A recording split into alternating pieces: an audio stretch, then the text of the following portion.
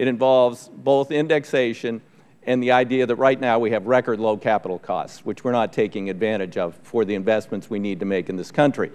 And I would suggest that if we could find a dedicated revenue source, i.e. indexation, that we might borrow a bunch of money up front on pretty short-term bonds that we could get for very, very low rates to really jumpstart the trust fund. And I've got numbers to back it up. If we indexed the gas tax to both the highway cost construction index and, you mentioned this and referenced it, to fleet fuel economy, you would both not be losing value because of inflation in construction, and secondly, you wouldn't be losing revenue because we're becoming more efficient. It would tick up about a penny a year per gallon, which of course the last time I drove by ExxonMobil, it went up more before I got by.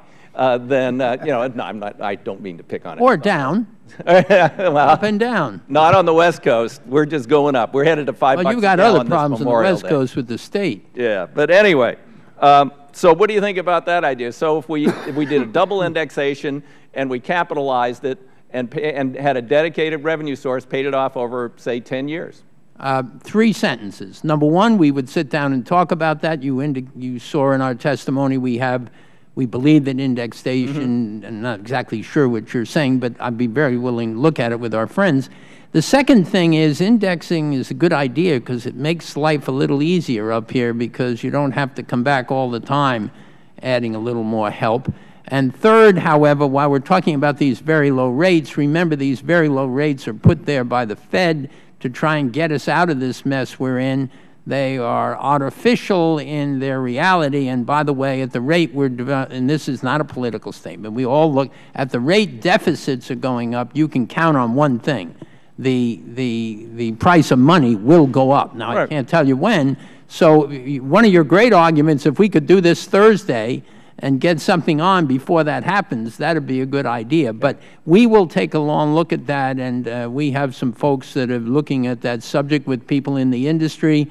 Let's get serious. Let's talk soon. I'll provide you some specifics. Mr. Rendell. Congressman, Governor. Let me say I think it's a great idea. Number one, that was one of the reasons for the success of BABS. At a time when there was no money available, BABS allowed states to go in and borrow. It made a huge difference, number one. But number two, look, in the Palace of Truth and Justice, the long-run answer to all of our problems, in my judgment, is there should be a federal capital budget. You are the only governmental subdivision in the United States of America that does not have a capital budget. Actually, the Defense Department does, but other than that, you're the only political subdivision in the country that doesn't have a capital budget. And that's what it's about. Sure. It's borrowing as a way of investing at the present time to build things that have a return on investment. Every company does it, every state does it, every county does it, every city does it. All right. Quickly, Mr. Sullivan. I couldn't agree more.